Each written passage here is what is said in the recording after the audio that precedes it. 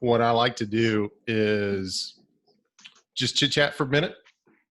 Kind of get a little bit of the backstory. We need to do introductions first. So last week I was going through this process with some military guys, and there was 4 of them on there, and gal, and there was 4 of them on there, and like not everybody knew one another, and they kind of stopped me and they said, "Wait a minute, can we just do introductions to every individual real quick?" I was like, "Yeah, that totally makes sense." But I will say it's been one of those days. So there we go. Oh man, it has been one of those days. I hear you. So Jamie, meet Michael. Michael, meet Jamie. Both traveling salesmen, right? Good to meet you. Nice to meet you as well. Looks like you're in a hotel room. I am in a hotel room, Atlanta. Atlanta. You just picked up a new territory, right? I did. So, Michael, I assume you know nothing about living out of a hotel room. Oh, God. I can tell you one of the worst days of my life was getting a platinum Marriott reward card. Because it's one of those reward cards that you only get after spending 100 nights in a hotel. Oh, in a year, right? That's, in a year. Yeah. Yeah. Do the math. Yeah. That's a third. That's a third of the year right there. Gone. Yeah. Been there.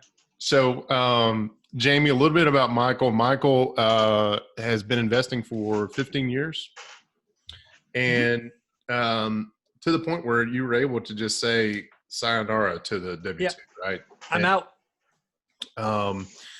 Recently released a book, One Rental at a Time, right? So make sure, Michael, that we dive into that a little bit. So what the general call flow of these is I'll do an introduction, and then I'll introduce you to, give a brief intro of your experience.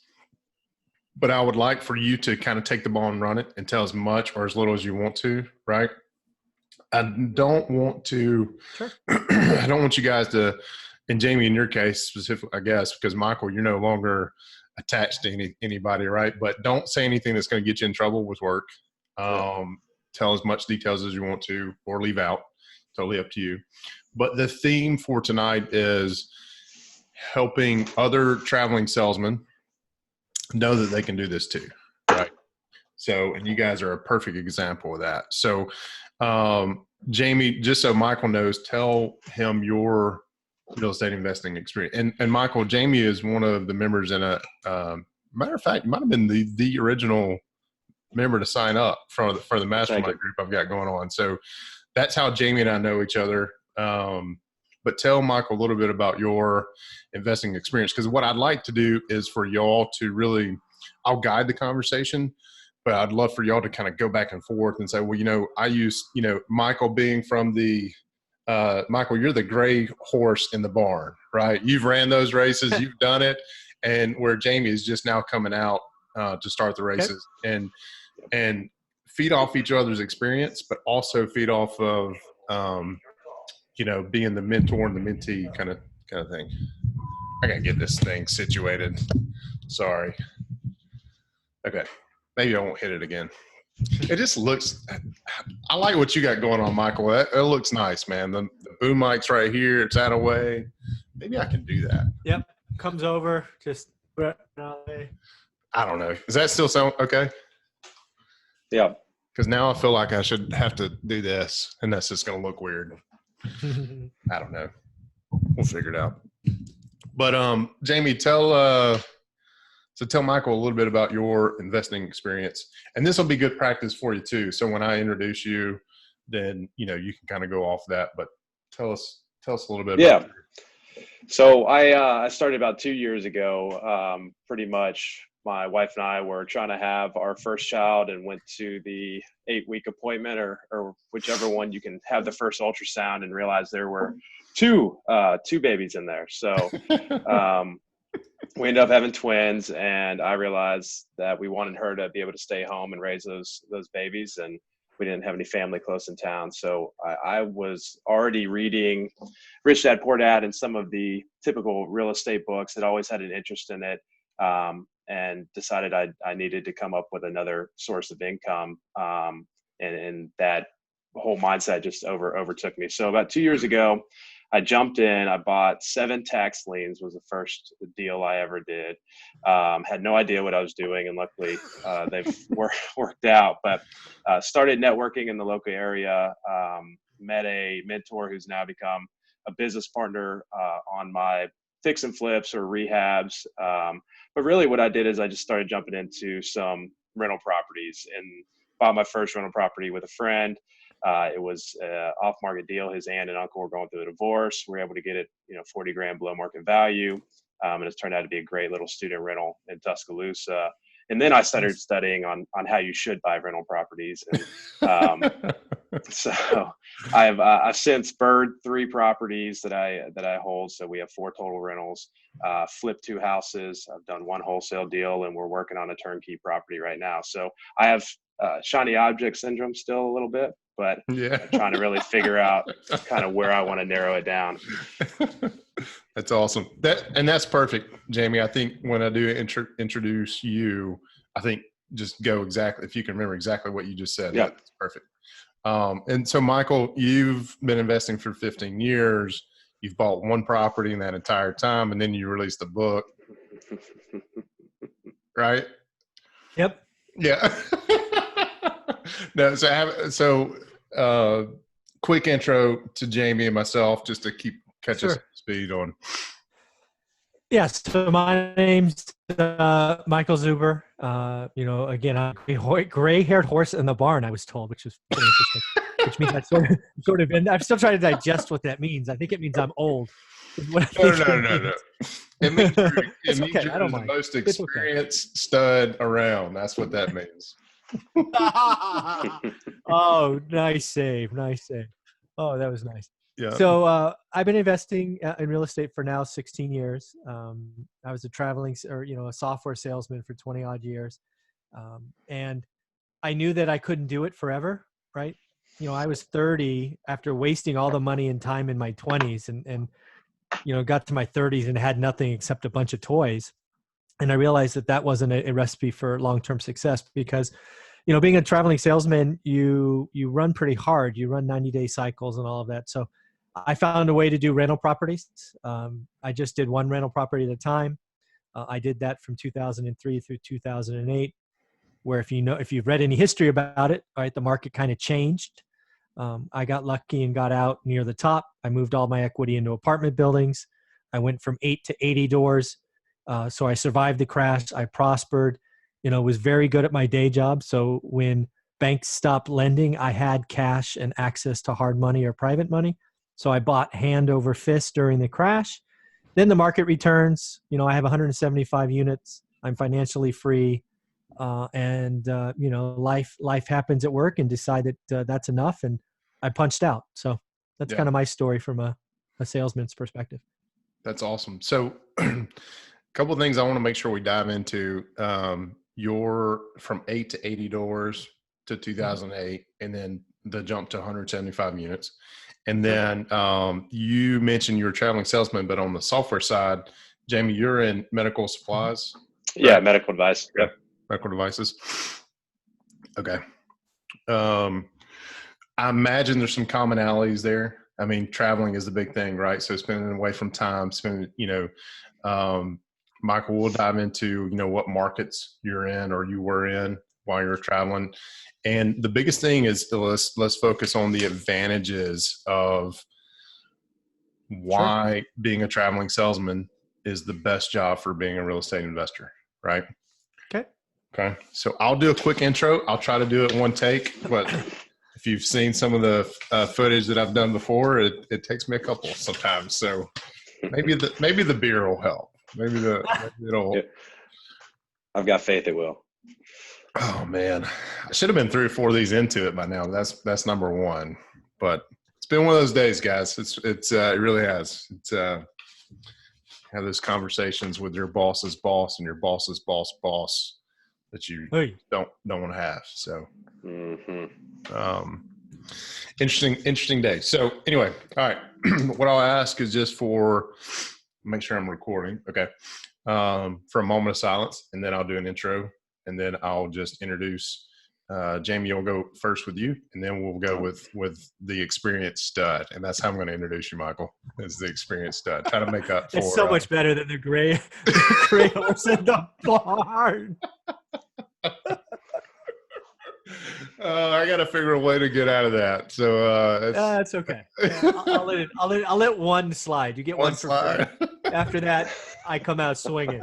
I've been in sales a long time. I got them all. All right. So here we go. I think I gotta get jazzed up. Should I just crack open another beer and that be the intro right here? Yeah, absolutely. Works for me. All right. Hey, everybody. This is Jay Helms from W2 Capitalists, and tonight I am joined by two traveling salesmen, Jamie O'Brien and Michael Zuber. And we're going to dive into some stuff that I think is going to convince you that investing in real estate, everybody's got that side job, right? And for us, it's investing in real estate, but we want to convince you tonight that being a traveling salesman is the best job for a real estate investor. Okay, so here we go. So, Jamie, we're going to start with you. You're the more inexperienced guy, and you know, you and I don't put together. We don't hold up to what Michael's done. So we're going to spend some time with the most experienced stud in the room. But I also want to hear from you. So, Jamie, turn it over to you real quick. Give us a quick intro. Tell us what you specifically do for your day job. Excuse me. How long you've been there, and then a little bit about your real estate investing experience. Yeah, so I'm Jamie O'Brien. I'm in the Birmingham, Alabama market. I do medical device sales by day. I've been in the medical sales industry for going on 10 years now.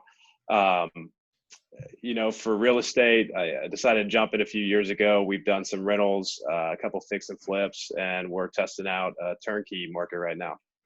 Perfect. So turnkey market for you, is that also in Birmingham? I know earlier before we hit the record button, you were talking about some Tuscaloosa properties, which, man, let's just not even get, where's the camera? There we go. Hey.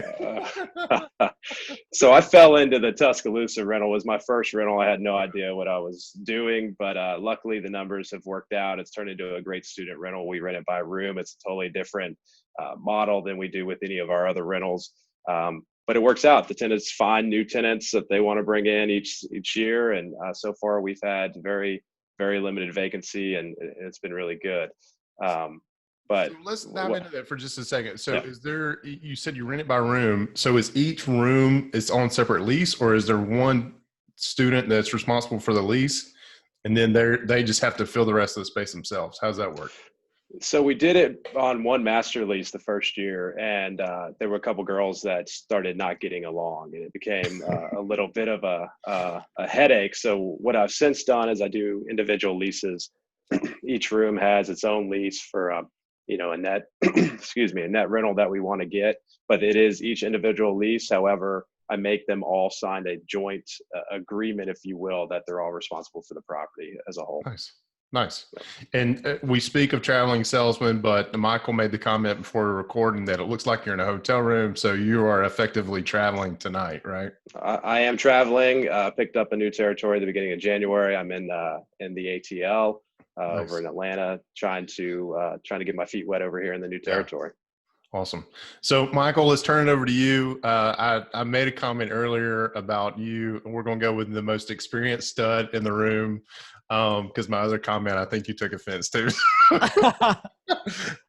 which I didn't mean it by that, but just from an experience standpoint, man, I think you are at a point where we all want to be, right? And for traveling salesmen, I think you got a lot of knowledge you can share with those guys to let them follow in your path. So tell us a little bit about your traveling experience, and then also your real estate investing experience.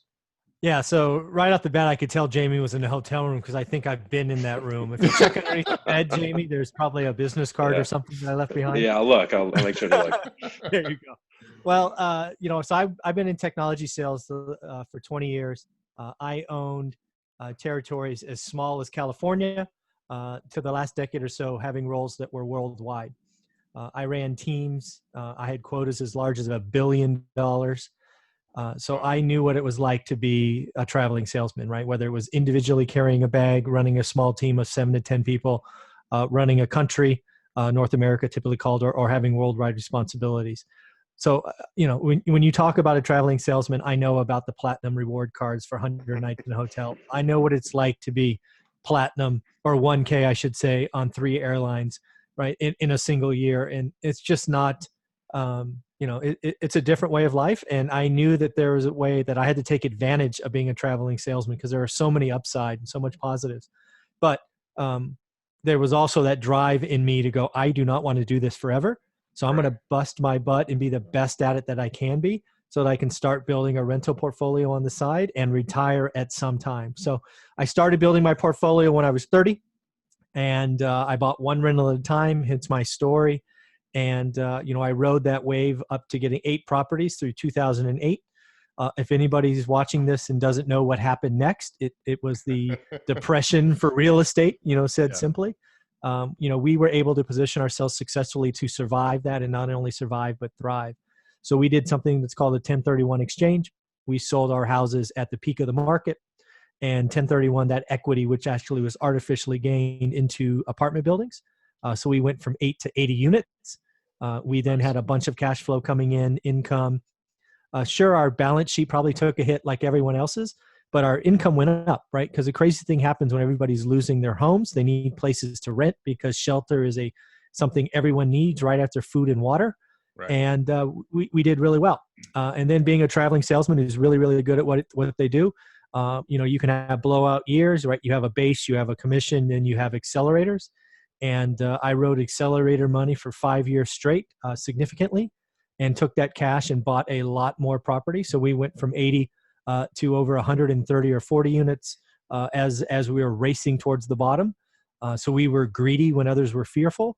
And then as the market turned, we kept buying, and ultimately got to a point at 45 where I'd spent 15 years buying one rental at a time, and decided that, you know what, I'm done. I'm out. And I've been out for over a year. February 1st of last year was when I retired. So I've been out 1 year and 6 days. But it's been fun, and I couldn't have done it without being a traveling salesman, right? There's so many positives, just the grind, right? If you're a traveling salesman, you live on a 90-day clock, right? You have quotas that are 90 days, and some of you run on monthly clocks. And it's that discipline that allowed me to get up every morning and spend an hour looking at real estate, right? Because I had no special access. I had no connections, no real estate agents, nothing in my market. I just treated it like a sales job, right? I made phone calls, introduced myself, looked at the MLS every day for 10 years straight. And why? Because you traveled so much. I mean, don't you have to be at home in your comfy recliner to be able to do something like that? I mean, I'm not that old, man. There was internet available.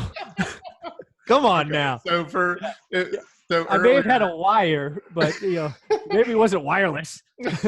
But I could plug in everywhere I went. Every hotel I went had internet of some kind, and I would look every day.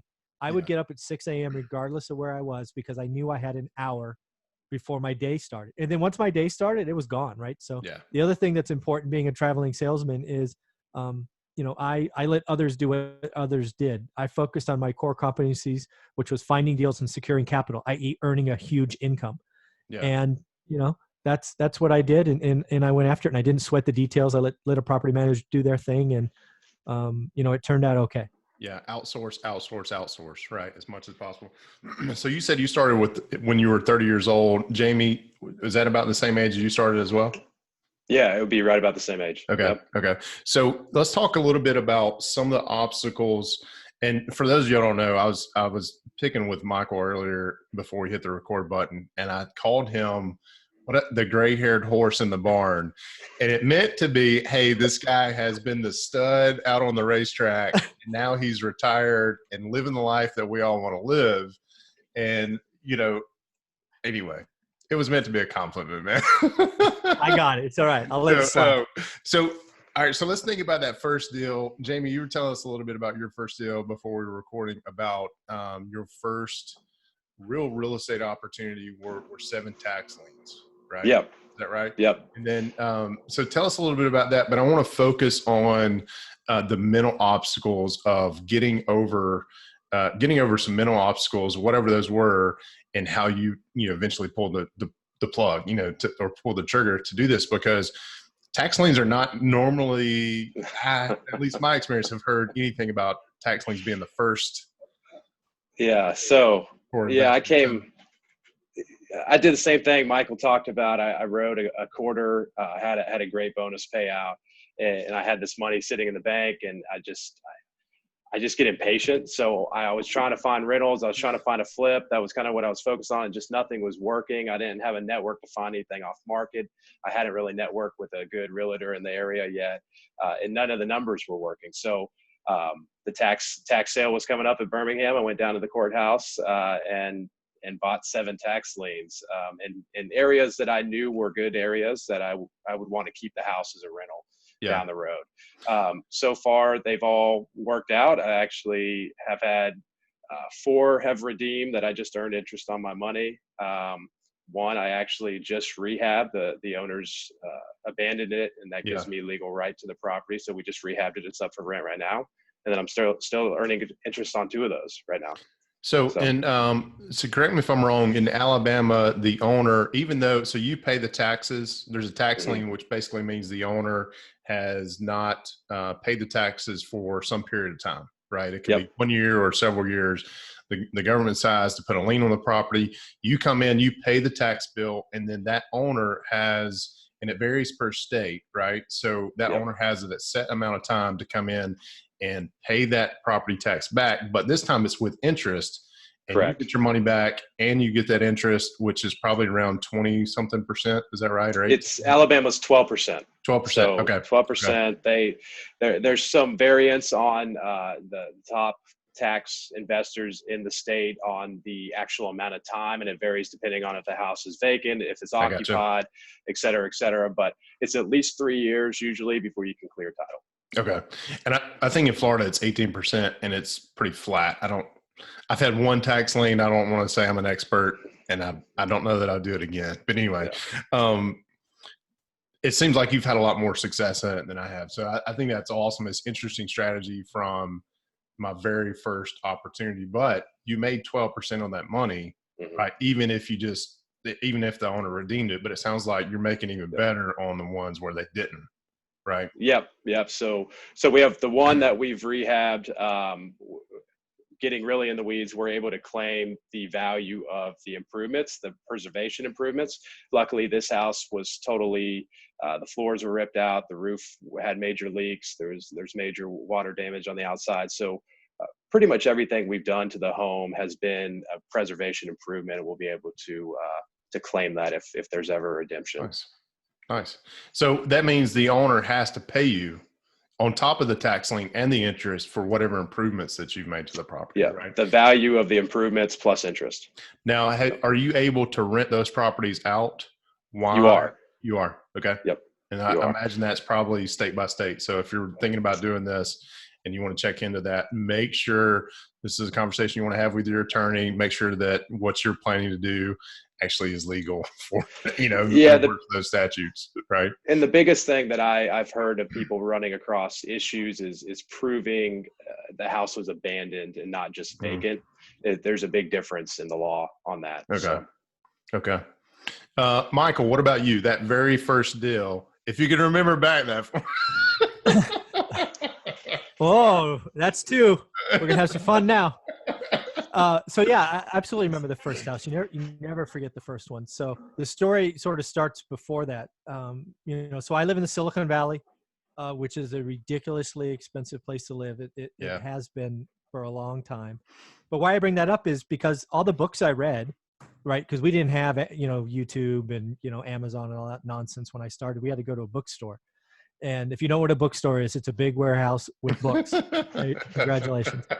So I went there, and all the books I read said you had to buy within 30 minutes of your home. I didn't know any better. All the experts said that. So we spent a year looking 30 minutes from home. We always thought we were 1 weekend away from finding a house. And I bring this up because, we did 52 weeks in a row and found nothing. Ultimately, we decided that, we were going to do this. So we had to find a market that made sense. To keep the story short, we found Fresno, which is 2.5 hours one way from where we live. It was a market where we found one house. It was the only house we saw that day. It was on Norris Drive. We bought it for $107,000. It rented for $110,000.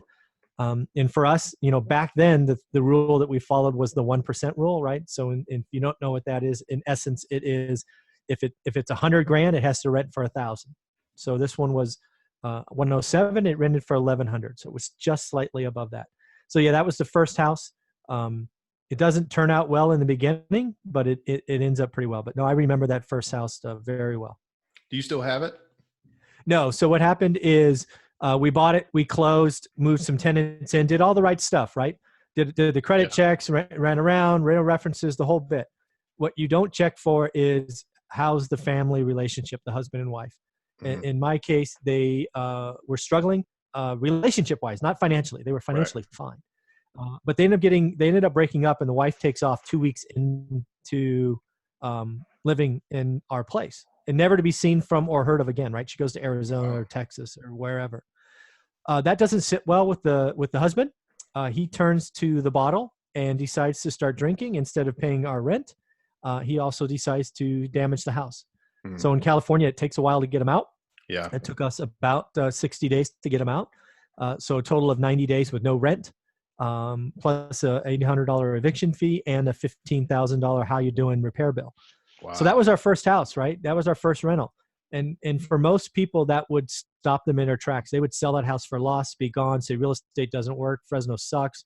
You could just make up what happens. But, we knew that bad stuff happened. Olivia, my wife, says, we're going to keep going. So we do. We put a new tenant in. The story gets much better from here.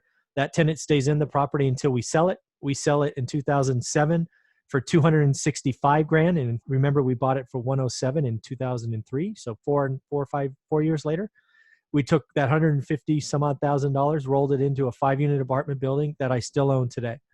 Right. Nice. The crazy thing is that house we sold on Norris Drive for $265, still rented for $1,100. Yeah. Right. It more than doubled in price. Rent didn't move.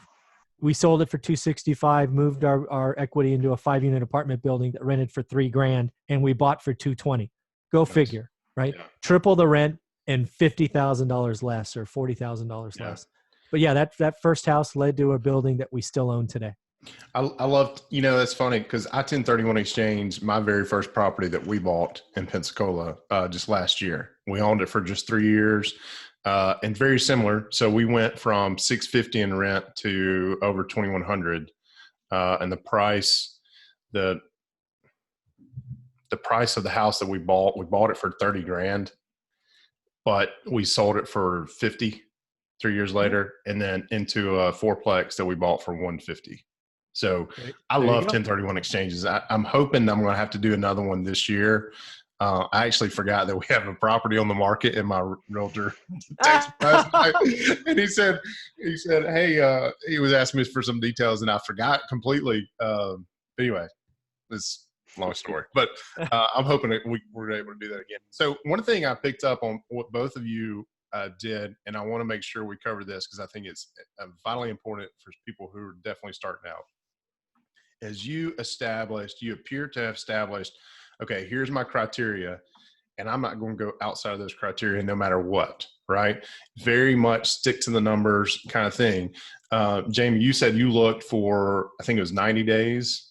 Yeah, it was at least 90 days. Yeah. And you got very impatient and you said, okay, I'm going to stop this strategy. I'm going to just go do a 180 and go, or whatever. Try something. Try something else that I know is still going to make me money. And Michael, you did the same thing. You looked for a year, right? You said for a property within 30 minutes of your house, couldn't figure that out or couldn't find anything to meet your criteria. You stuck to those criteria and said, hey, we can get those criteria in Fresno, right? So that is hugely important, is to be able to establish your criteria and stick to them. And I think you guys are awesome. Your first deals are awesome examples of that. I think there are a lot of people out there who didn't do that. You know what I'm saying? Yeah. And again, if you think about being a traveling salesman, right, what do we do? Yeah, that's true. The first thing we do is we try to walk in the front door. Sometimes the front door is bolted, got a guard dog, got a guy with a gun, blah, blah, blah, whatever you want to call it, right? Basically, the answer is no.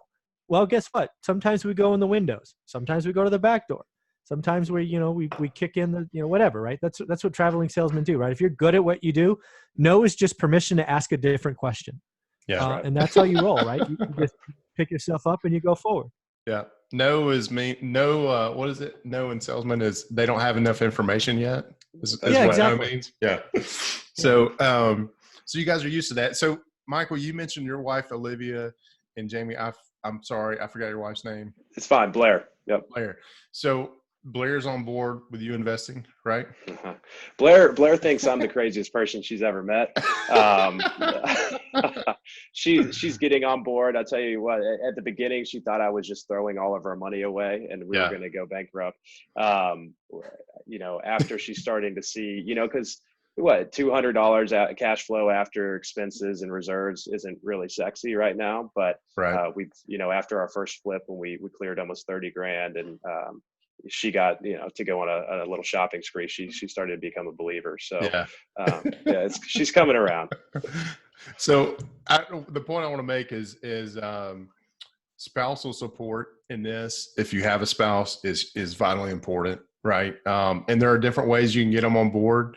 Obviously if you have some success flipping, and have them, give them a little money or, how you share the money. I don't want to say give because I don't want that would sound wrong. But the general contractor I had on for this same series, the Best Job for Real Estate Investor series, Darren Hay, his story about how he got his wife on board was pretty amazing. And if you don't know that, you can check it out. But real short, he basically wholesaled a $600,000 house when he didn't have the money to buy the $600,000 house. And he walked in and first off, put the contract down. His wife flips out, says, "What are you doing? We don't have that money. What are we going to do?" And a few weeks later, he walks in and hands her a check for, I think it was around 30 grand, 20 or 30 grand for flipping, for wholesaling a deal. So there's different ways to get your spouse on board. But what I'm telling you is you're going to need that support, right, eventually to get them on board. So, Michael, did you have any trouble with Olivia? And no, again, don't say anything that's going to get you in trouble. Okay. Oh no chance. We've been in lockstep since day one. I mean, think about that story I just told you about Norris Drive, where we didn't see rent for 90 days and had an $800 eviction and a $12,000 expense. If we were not on board, I mean, if she was 99% committed, I'd have been toast. Right, that 1%. See, I told you this is that. I told you this and that. No, she's been on board since day one. We had dreams together. One of the things that was important to her, because we never flipped, we never wholesaled, right? We never had that chunk money that you all are talking about, was that our job was to retire her first. That was step one, right? All the cash flow we were building as we were going forward, goal number one never changed, was for Olivia to be done first. And she was done now 6 years ago. So and again, this is important because the thing that got us there was that we sacrificed, right? I mean, my income when I was 30 to where my income was when I was 40, it was, let's just say, bigger. And I could have qualified for a lot more house and a lot more car and a lot more stuff, right? We didn't do any of that. We lived on my base. And for a traveling salesman, that's 50% of your OTE, which stands for on target earnings. Which is awesome, right? If you can live on your OTE and then all the commission and all accelerator money, which again is why we do what we do and we travel as far as we do, is awesome, right? So we invested all of that. And she was always with me, right? We just lived a lifestyle where I can live on our base and everything else went to real estate. That's why the one real at a time worked. We just kept looking and hunting and looking and hunting. And, she retired 6 years ago and has been wildly happy. Yeah. I bet so. So let's move on to, you mentioned one rental at a time, which is a book. So let's take a minute and talk about that for a minute. This is where I want you to tell us about. Sorry. Michael, you just released a book. It is titled One Rental at a Time. Tell us a little bit about it. Yeah, no problem. So one of the things that's okay. One of the things I had to do, that's okay, man. One of the things I had to do when I left the workforce, which again has been 53 weeks now, is I had to find something to do. Or else I'm such a type A person, if you haven't figured it out, I just would have got another job to get another job, right? And I wasn't okay with that, right? You sacrificed for 15 years. You want to go, do something. So I've talked to a lot of people over the years that want to talk about real estate, and they see what we're doing. So what I did is I wanted to write a book that told our story, right? So I have it right here, right? One rental at a time. It's on Amazon. It's on Kindle. It's $15. It's cheap. But why it's important is more than half the book is our journey for 15 years. It talks about the ups, the downs, the have-tos, the have-nots, the mistakes, the things that worked, because those are important. And I think if you can learn from somebody's mistakes, it's important. And again, it's told from a perspective of a traveling salesman, right? I had a crazy schedule. I spent hundreds of nights away in hotels and did hundreds of thousand miles in airplanes, and it still worked, right? And then it talks about some of the 21 core beliefs I have, and talks about what we've done since. But again, the book was written for one reason and one reason only, and that's because I want to create belief in busy professionals. And we're talking about salesmen.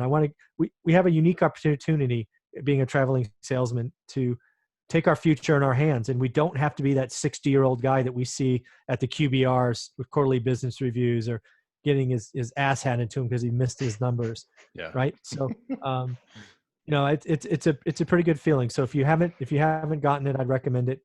It's written to create belief, and more importantly, it's written to create belief in the family, right? You and your significant other, whether that's your wife or your husband, right? I know a lot of traveling salesmen that are young ladies or ladies, and they kill it as well. But again, that's hard, right? So you make sacrifices and choices. So again, I wrote the book to create belief for the couple, so that you have a dream that you're working for together. That's why I did it. And we'll link to that book in the notes wherever I publish this, so it'd be easy to find. But I definitely recommend picking it up, because it is a book from the perspective of somebody who's done that, right? Is because we've talked about, we've got the Facebook group, Real Estate Investing for the W-2 employee. That group completely exists to bridge the gap between what I'm calling wage and wealth. And I know that sounds a little salesy, but the point being is that a lot of people think, well, if you go into real estate investing, you've got to have a lot of money, you've got to have a lot of time, or you're going to retire really quickly, right? And that is just not the case for most people. And in the case, other than days like today, I love what I do, right? And I enjoy the people that I work with, enjoy the customers that I have the ability to serve. But there comes a time of day when I think about, okay, there are certain financial targets that I want to hit for myself and my family, and there's a cap than what a W-2 job can provide for that. That is not the fault of the company I work for or the clients I serve. That is just the world of corporate America, right?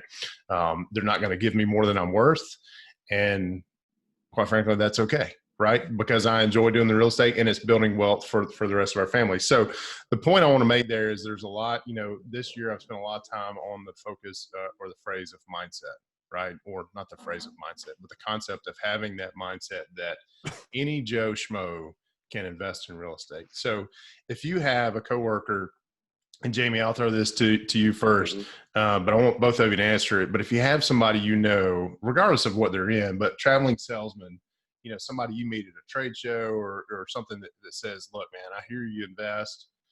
How do you have the time? How do you have the money? I mean, Jamie, we were talking about, you just had twins a couple of years ago or a year ago. And then, now you're in Atlanta, you're all over the place. How are you buying these? How are you finding time to go down to the courthouse steps? Yeah. And burn these properties and flipping these properties and that sort of thing. So help your fellow traveling salesmen understand.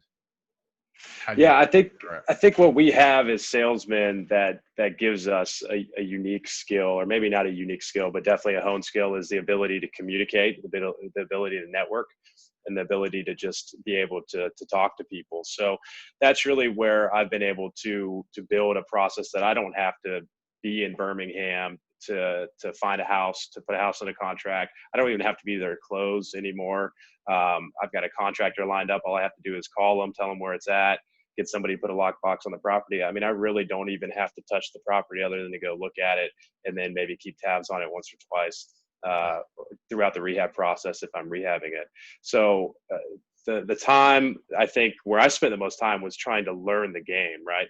And once you learn the game, it's really not any different than your day-to-day sales job as a salesman. I mean, I think this is as close as I can be to running my own business. I think of myself as a franchisee of my company, Right. and I'm out there, very low wage, very high commissions if I do well, produce and eat. And so that's kind of the same concept I took to real estate, and just try and find the best process, learn your market, learn what you're looking for in a deal, like you said, stick to that. And then when one checks that box, pull the trigger. Yep. Earn, invest, repeat, right? There we go. Yep. So, Michael, what about you, man? What about your fellow, let's rewind 2 years ago, right? And you ran into somebody who with, maybe you've got a space in the office and you go in and they're saying, hey, man, let's go to lunch and let's talk about this real estate investing stuff. What do you it doesn't even have to be a couple of years ago. I hit up almost every day, probably 10 times a week, easy. So there's a couple of things I want to bring up. First off, to some of the earlier comments. First and foremost, traveling salesmen, we can absolutely earn more than we're worth, which is a good thing, right? I was grossly overpaid lots of times because I did 2x, 3x what the company asked me to do, and when you're on a levered plan, that's some good eating right there, right? So it happens all the time. So first and foremost, if you're looking for a job with high leverage, go get on a plan that's that's ramen noodle plan, right? That you can't really your base isn't all that much, right? But then go kill it, as Jamie said, and you'll easily be paid more than you're worth, as I was many years. So just get that out of the way again for traveling salesmen and saleswomen. Go get it. First and foremost, I think being a salesman by nature has its advantages for this business because we're naturally team oriented, right? We don't do, at least in software, we don't do everything ourselves. We can't, right? We are typically, and I'll say this point blankly, hopefully nobody lights me up for this. We're not the smartest people in the room, right? we come with solutions engineers or sales consultants. We have inside salespeople that are just banging the phones. We have people giving our lead for marketing, right? We are a cog in the wheel. And as Jamie correctly says, we are a franchise owner, right? We are given a patch of dirt or a list of accounts every year. Most of the time it changes every year. So you are in that patch. You are doing what Jamie's doing. You're meeting the new people in his new patch quickly as possible. You're assessing what works, who's going to be the moneymaker, and you let the other ones die. Or just wilt or whatever you want to call that. So we're naturally team oriented. The other thing is we are focused, right? A traveling salesman knows what to go after, right? We would rather have a quick no than a slow maybe, right? We want answer yes is the best answer. A quick no is only slightly worse. What we hate is maybe, right? Maybe is a long sales cycle, high cost to sale, bad stuff. So we are eager to get a yes or a no, which is exactly what real estate is, right? We don't care, right? In my case, I don't care sending out a number. Like just the other day, there was a house listed for 130 in my backyard or the market I'm in. I offered 75 grand. I did not care when they said no. I'm like, great. Well, I know that's not a number, so let's try something else. Yeah. we're kind of wired that way. And then the last thing is we're metrics oriented, right? In the software game, right?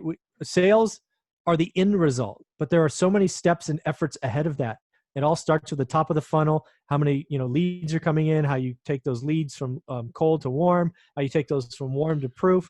There's a lot of people that run MEDIC, which is a sales methodology in software, which I support. But I just took MEDIC, again, which is a sales philosophy, to my real estate game and turned everything into a metric and managed it and went after it. So without my sales knowledge and experience, I would not have been nearly as successful as I was. So you just killed that answer. Okay. So that was incredible. Because I would have started out with, hey, we're not the smartest guys in the room. We depend on the propeller heads to do that. But you went way softer. You went the solution engineer. You start calling these titles. And then you went ahead and answered my next question was, why is being a traveling salesman the best job for a real estate investor? So that was awesome, man. I think if that is any insight, and I haven't gotten your book yet, but I am, any insight to what is in your book, it's great. It's going to be great. So I definitely got to pick that up. So, and I think I think I owe you a text message about that for maybe the mastermind group too. So we'll talk about that offline. But so Jamie, That's a hard act to follow, man. But you got anything to Yeah. add to that of why a traveling salesman is the best job for a real estate investor? And I think you hit it on the head. I mean, I really think that just all the skills that we accumulate through the sales process is so transferable to real estate. I mean, that's the funnel is the biggest thing that I think I really love. That is, it's all a funnel. Yeah. I don't mind rejection. I don't mind uncomfortable conversations. I don't mind negotiation. I mean, I do it every single day. So to me, it's just another day in the office, just doing something else. I'm buying a house or selling a house versus a medical product. Yeah. And Michael, I love what you said about the house in your backyard. It was listed for 130, and I think you said you offered 75 for it. Yes. And the guy said no. I'm like, okay, that's fine. This is my number. If it doesn't work, that's fine. I don't need to buy your out. Again, back to the strict criteria, you're sticking to them. You know what they are, and you know what makes it work for your investing strategy, which I think is a hugely important thing for anybody to figure out, whether you're a traveling salesman or an account manager, whatever your job is, to understand what your investing strategy is and stick to it. Right. So the other thing I want to talk about, and this is going to be me sales pitching a little bit here, but Jamie and I connected through a mastermind group that I run. It's called W2 Capitalist. So I know Jamie's thoughts on being a member of a mastermind or just being around people consistently who have a like mindset. And what I love about our mastermind, it's virtual, right? I mean, we connect just like we're doing now through Zoom, and we have a private Facebook group. We can all bounce messages off of one another and be challenged. But what are your thoughts on joining a mastermind group or being part of a group like that? So being a part of a mastermind group with like-minded individuals is a shortcut to success. It's the gasoline or the fuel, whatever you want the analogy to be. Certainly you could try to do it all by yourself. But again, as a traveling salesperson, what does that mean to you? That means you're not going to hit your number. You're going to get fired in 9 months or 12 months, and you're going to not have any fun, right? Part of this business and part of what we're doing is we're trying to have fun. We're trying to grow. And by being a part of a mastermind with like-minded individuals who you kind of qualified and you're making sure everybody adds to it, it's just acceleration. Right? Yeah. You're going to take what was probably 2 or 3 years of a learning curve, and you're going to bring it down to 6 months, right? I highly recommend it. You do need to qualify and you make sure you're right fit and all of that stuff. Yeah. But as far as generically speaking, joining a mastermind group, 100% fully support that idea, both when starting out and where I am. So they are that gasoline, because these connections and where you want to go is you just can't get them anywhere else. Yeah. And sometimes it's the easy stuff that's staring us right there in the face that we're searching for that answer, but then somebody else says it in just a slightly different way and the light bulb goes off, and you're just like, oh yeah, that's what I've been thinking about, or that's the topic there. And yeah, we do have some criteria for joining our mastermind group. So you can check those out at w2capitalist.com. But I think this has been awesome, right? I think you guys, coming from your perspective, we've got this experienced stud in the house, and then we've got the young buck, both starting out when they were about 30 years old and going down a similar path. I think it's awesome. I think, if traveling salesmen are interested, I hope they both can reach out to you. If so, what's the best way for them to connect with you? Jamie, we'll go to you first. Okay. Yep. I'm on Facebook, Instagram. You can find me at Jamie O'Brien or O'Brien Homes on both of those. My email address also is a good way. Jamie, JAMIE.n.O'Brien@gmail.com. Okay. And I'll link all that together in the post that I'll make for it. And Michael, what about you, buddy? Yeah. So the best way to get a hold of me is on my YouTube channel. It is called, surprisingly, One Rental at a Time. I post, shocking. I'm kind of repetitive that way. But I post daily content. I do interviews, I do, walkthroughs of properties. I'm just in a giving mood. So I put all that free content there. If you really want to know how I got to where I was, right, from 30 to 45, you got to buy the book, right? It documents in excruciating detail. It also gives you advice on how to get started and things to avoid. And hey, that if you do that, it's going to hurt, right? Don't over leverage, right? Because, I saw the '08 crash, right? I lived through it. And I saw people that were worth $10 million or more be bankrupt in 9 months, right? So Right. I give you some insights into that, and I tell you some war stories and all of that. So, and lastly, I am on Facebook. So Michael Zuber, it's a picture of me with a flag behind me. So Yeah. that's me. So I'll link to all that in the show notes as well. And that's pretty much it. But I do want to tap in. So we'll stop the recording here in a minute. I want to tap into something that I didn't plan on. So I'm going to put you on the spot, Michael. And this is going to really for probably Jamie and I's perspective. So I bought my first rental property in 2006. Okay. So you can imagine what happened there. I held on to that thing for 10 years and luckily walked away for some equity. But, you seem to have not only survived, but excelled through the last downturn. There are a lot of experts out there that are I'm using experts loosely, that are talking about there's a downturn coming. I'm anticipating an economic downturn. I don't know what that means. I don't expect that to affect our rentals as much. But what are your thoughts on what we're going to see here in the next, let's just say 12 to 24 months? Yeah. So that's a topic I cover a bunch on the videos, but I can tell you this is what I expect. And so far I've been right. So I expect everything above the median for your market, right? So you guys know what the median price is in your market. Right. I would not fucking touch anything 2x the median, whatever that is for you. Wouldn't touch. I don't care. Let's just say the median is 200 and somebody's offering you $1 million house for 500 grand. I wouldn't touch it. I certainly wouldn't own it. Maybe I control the paper and wholesale it, something like that. But I wouldn't commit a lick of capital to something like that because that stuff is overbuilt. It's over leveraged. And when the next recession comes, and it is coming, people move down in quality. Right. They run away from that stuff. And I wouldn't touch any of that with a 10-foot pole. That said, the flip side, if you're buying 75% of the median, so if your median's 100 and you're buying 75K and below, I buy that stuff all day long. In fact, I'm being greedier today than I was a year ago because a year ago was a seller's market. Yeah. And everything was flying off the shelf. What happened to me is, or all of us really, but I'm paying attention, CNBC, Wall Street Journal, Fortune are screaming real estate's over, real estate's collapsing, and people are leaving the market. Yeah. So I'm like, shit.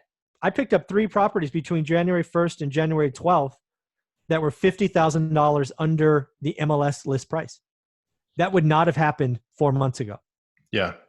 Yeah. So be greedy when others are fearful. Stay away from what's hot. So ask me today. So what was hot in 08? Houses, right? Countrywide, IndyMac, all these people were giving loans to anybody. That stuff got ridiculously expensive. I sold it, moved it to a part of the market that's covered in the book that nobody looked at. I bought a 5-unit building for $40,000 less that rented for 3 times as much. You do the math, right? How is that fucking logical? Yeah. Right? It happened, and I did it 8 times. So nice. I'm living good, right? Right. But today, I am far closer to selling my apartment buildings than I am my houses. For whatever reason, the Grant Cardones and the syndication and all this fucking nonsense, I'm getting cold calls for people to buy my apartments. Yeah, cap rates are ridiculous right now. Yeah, and in my market, they're about 10% for me going, take it. Yeah. I'll just 1031 back to houses. I don't care. Right? Yeah. If you want to overpay for stuff I own, I'll let you. I have not heard the 2x the median price. I haven't heard that metric before. That's very interesting. I'm gonna have to dive into that a little bit because I have not heard that before. Yeah, that's a Zuber metric. So, but yeah. Yeah, that's a Zuber metric. I love it. And you can find those out at zubermetric.com. Right? Exactly. Where that's at. Yeah, go ahead and create that site. I got all kinds of them. Yeah. Jamie, what do you think is going to happen in the next 12 to 24 months? Man, I'm done speculating. I thought it was going to crash by now, honestly. I thought it was going to start to downturn. I mean, what we're seeing in Birmingham is definitely low inventory. I brought on a partner for our rehabs whenever we find one. I haven't found one in the last few months. It seems like there's a wealth of new investors, wholesalers, and people wanting to get in the game. It seems like inventory is low. We still see a little bit of a seller's market in Birmingham, just mainly because it's low inventory is at least what I'm seeing right now. So I'll be interested to see. I thought with interest rates going up, we may see a correction, but they recently said they were going to cap that, I believe, if I'm correct on that. And so I don't know. I still think it's coming. I still think we're going to see a little bit of a turn. I'm watching an area that I invest in rental properties really closely, just because the rental to ownership ratio is getting pretty out of whack. So I'm trying to kind of keep an eye on that a little bit, but I do think we're going to see some sort of correction. Yeah, I do too. I think, and I made this prediction last year, but I'm saying by December 2019 is that it's really going to slow down, where prices are going to start dropping. And then we can really start taking advantage of some of those numbers, Michael, you're talking about. And maybe that owner who is selling that 130 house will call you back and say, hey, I'll take 75 for it, Yeah, exactly. Yeah, the things you guys got to, again, I'm the gray haired guy, right? So the things you need to remember when you kind of anticipate downturns is prices go up, sort of steadily, but they're very sticky on the way down. It doesn't really collapse until inventory like doubles, right? What we have now is inventory is sitting a little longer, at least in the markets that I watch, but it's not building fast enough, right? There's not net new sellers coming on, but that's going to happen. On interest rates, my gut, and I'm willing to put $20 on it right now if you guys want to take it, is the next move in interest rates by the Fed is lower, not higher. Think about that for a minute. Yeah, think about that. I'll go on record. I'll take you up on that. Okay. All right, let's go. $20. So $20. You Yeah. think it's gonna go lower? Yeah. Their next move is a cut, not a raise. So if it's flat or goes up, that means I win, right? Well, no, you only win if it goes up. Flat's a push. Well, okay. It has to go one way or the other eventually. Yeah. I mean, it could be next year. When are they meeting? They're not going to move the next month.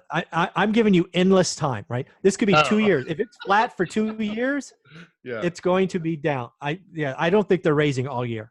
I got you. I think there's one more in them. I think if there is, you get $20. You're right. I think there's one more raise between now and the end of 2019, and then we're going to see not as a dramatic drop, but I think it's going to be it's going to take a while. Yeah. What you need, so what's going to cause the next drop? You guys calling it a correction, right? So be careful with our vocabulary, right? A correction is 20% or below. That's not going to happen because we don't have the forced sellers, right? That's why the 08 crash was terrible, was we created an ungodly amount of forced sellers right when lending turned off. It was like the worst of the worst. That's not happening. Lots of people have 4% interest rates. Some people have 3%. It's all 30-year money. They're not forced sellers, right? So the only time they're forced sellers is divorce and death, right? Maybe job loss. And it's the job loss one that you have to watch in your markets, right? The national rate's like 3.9. Just watch when unemployment gets to 6% again, because it will eventually. It might be 2021, but it will eventually. When the business cycle snaps back, it's going to get ugly. Yeah. Yeah. And that's where I think I think it's coming, but we'll see. Business cycles happen all the time. Is it 8 years, 10 years, 20 years? Don't know, but they always happen. Yeah. And with a president in the White House who's acting like no other president that we've had, it's amazing to see what goes on. I mean, anyway. So I think the best part of this whole thing was where we just went off script. I'm just going to say that. I think that was the best conversation, best part of the best segment of the whole thing. But guys, I've enjoyed this very much. I'll let you know when it comes out. And so just to wrap up, I'm going to finish hitting recording here in just a minute. Just to wrap up, I like to end by saying our mantra, which is earn, invest, repeat. All right, let's get to work.